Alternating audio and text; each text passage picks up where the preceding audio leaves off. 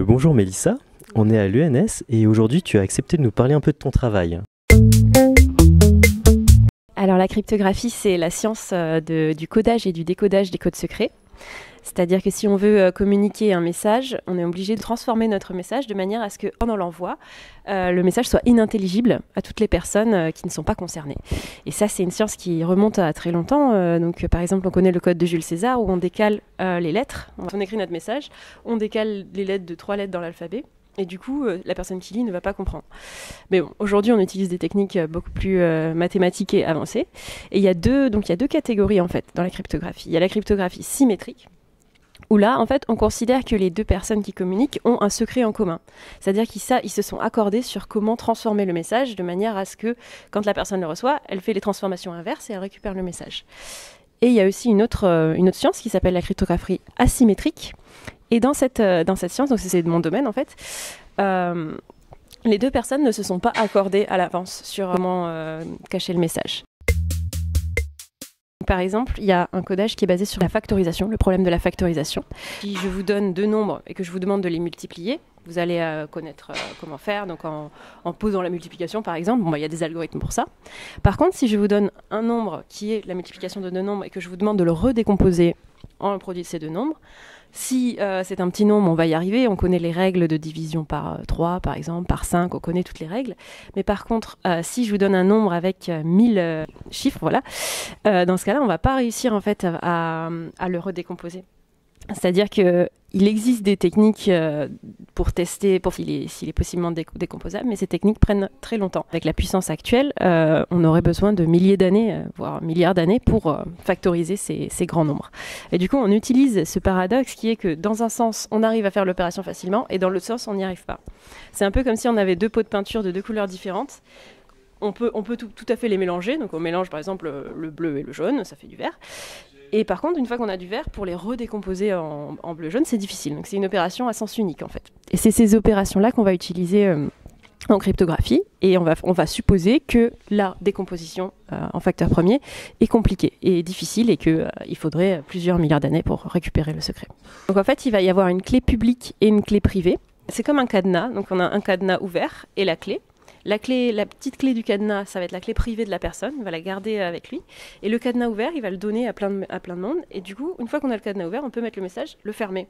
Et après, on ne peut plus le réouvrir. Alors, la cryptographie post-quantique, c'est un domaine de la cryptographie qui suppose que les attaquants peuvent utiliser des ordinateurs quantiques.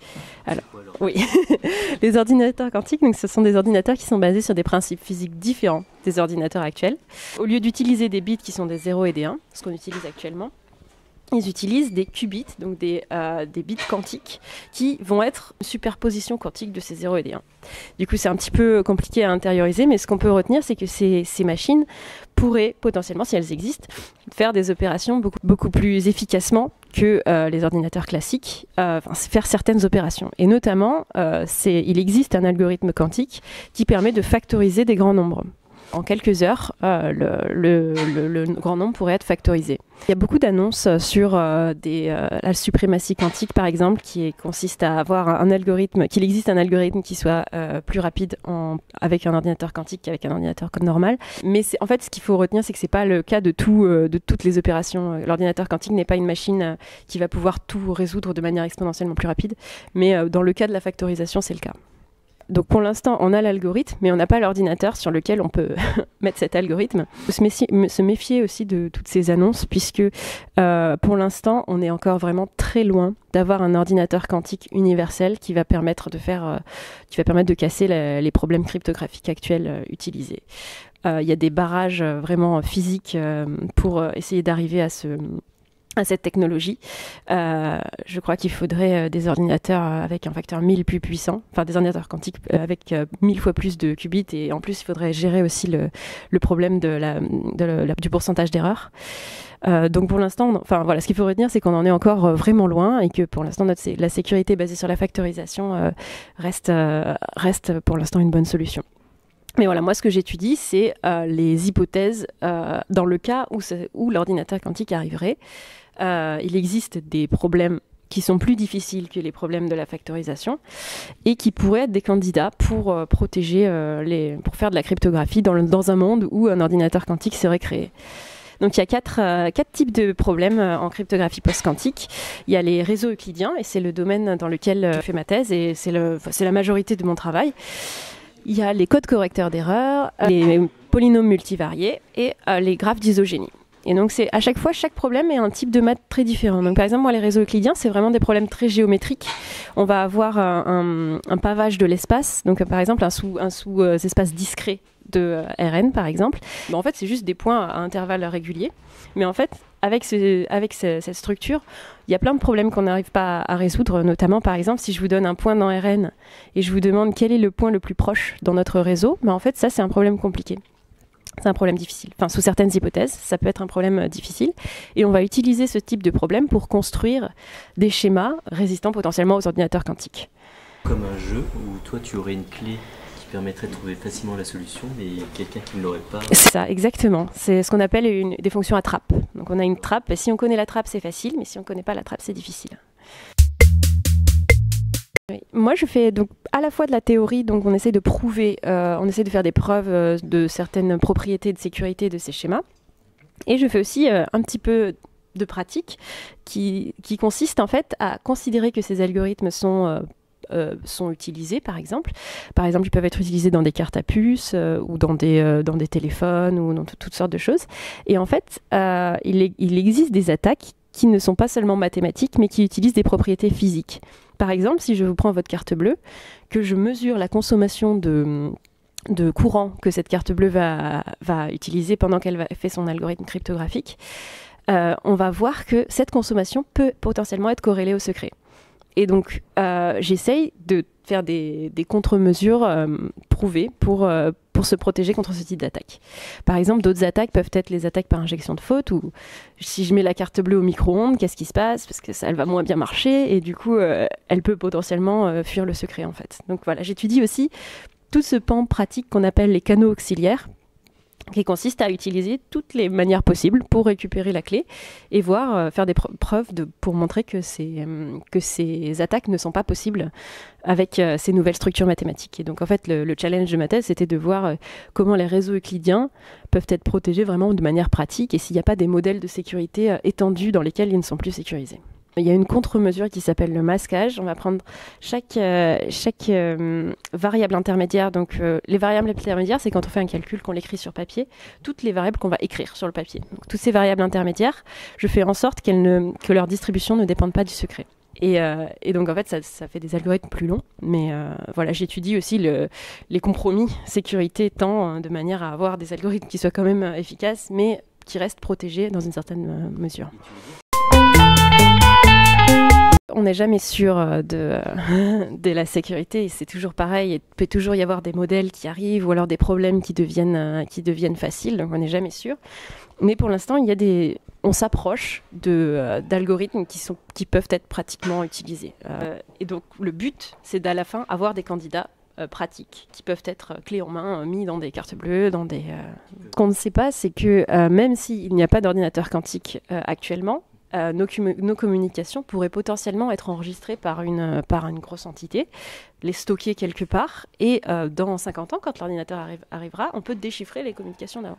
Alors ça dépend du type de communication. Si c'est des communications sur nos données bancaires, par exemple, c'est pas si grave, parce que peut-être dans 50 ans, on aura changé de banque.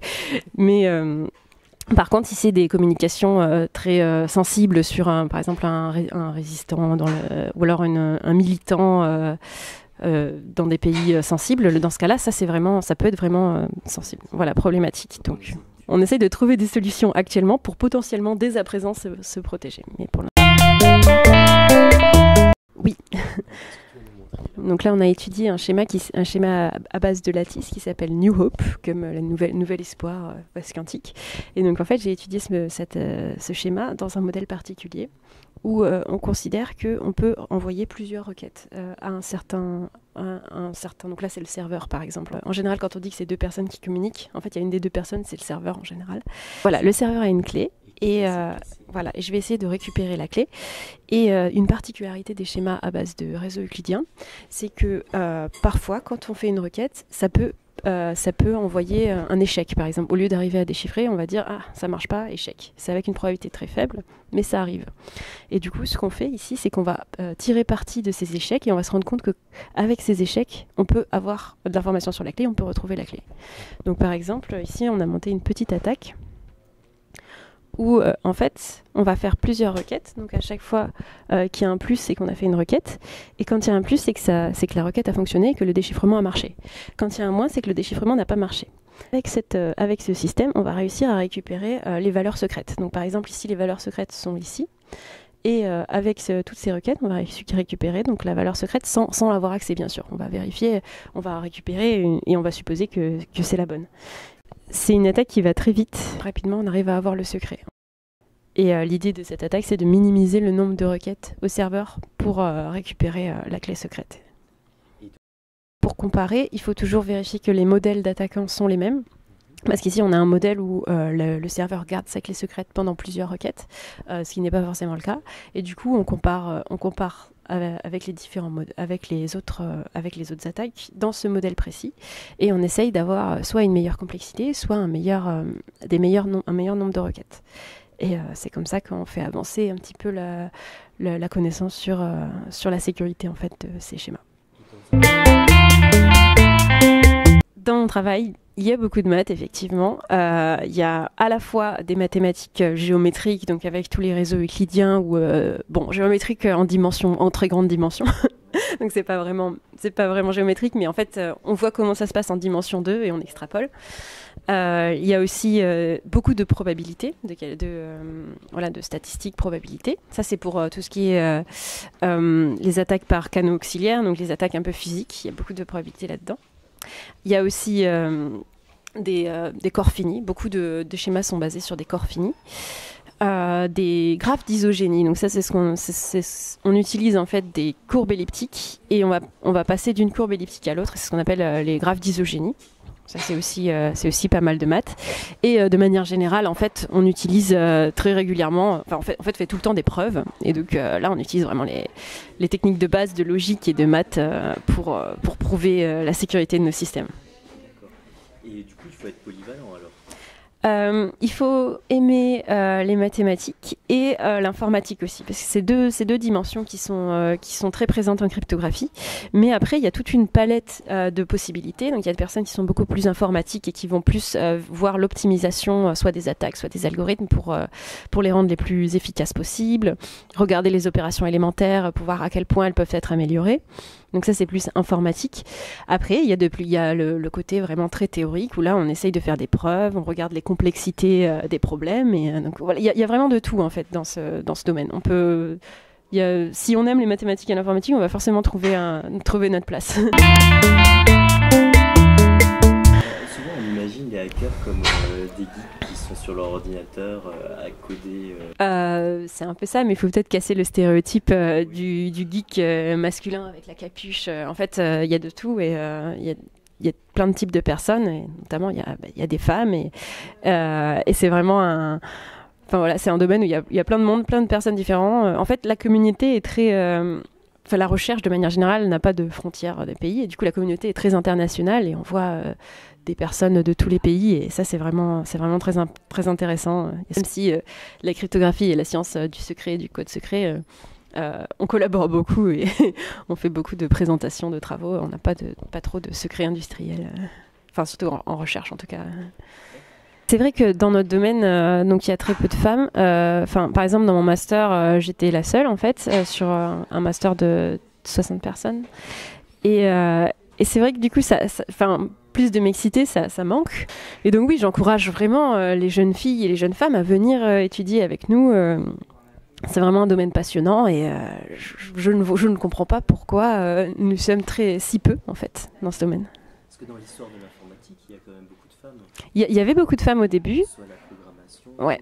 Au début de l'informatique, c'est vrai que c'était plutôt une science féminine, mais ça a vite dégringolé, et quand c'est devenu, je pense, quelque chose de plus sensible et plus, quand on a compris l'enjeu en fait, ça a été réapproprié peut-être un petit peu par la gente masculine et c'est pour ça que il y a eu moins de femmes. Donc, maintenant il faudrait rééquilibrer un petit peu et avoir une science mixte quoi. Il y a différentes possibilités. On peut faire des études de maths et d'informatique, soit à la fac, on peut faire des licences maths info ou maths. On peut aussi faire des écoles d'ingénieurs, donc c'est exactement ce que j'ai fait en fait, une classe préparatoire puis une école d'ingénieurs. Moi j'ai fait Télécom Paris Tech, qui est une école spécialisée dans le numérique et dans laquelle j'ai eu des cours de cryptologie et c'est avec ces cours que je me suis rendu compte que c'était une science qui me plaisait et c'est comme ça que j'ai été orientée vers un master. Qu'on fasse la fac ou les écoles d'ingé, à la fin on converge tous vers un master de cryptologie. Il y en a quelques-uns en France, il y en a même pas mal. Et à partir de ces masters, soit on peut travailler directement, soit on peut faire une thèse, comme moi, dans le domaine. Vraiment, c'est comme selon ce qui nous intéresse. Et il y a différents types de métiers. Ensuite, on peut travailler, si on a envie de faire de la cyberdéfense pour la France, par exemple, on peut travailler là-dedans. On peut aussi travailler dans tout ce qui est Internet des objets, donc les objets connectés, vérifier leur sécurité, il y a énormément de choses à faire. On peut travailler sur tout ce qui est les sites Internet, les protéger, ou alors travailler pour des entreprises de défense pour protéger tout ce qui est communication militaire. Donc là, c'est vraiment très sensible. Donc il y a vraiment plein de possibilités en fait de travail. On est sûr de trouver un travail, ça c'est clair. Et c'est vraiment bien. Et c'est vraiment un domaine passionnant, donc si vous êtes passionné par les maths et l'informatique, allez-y.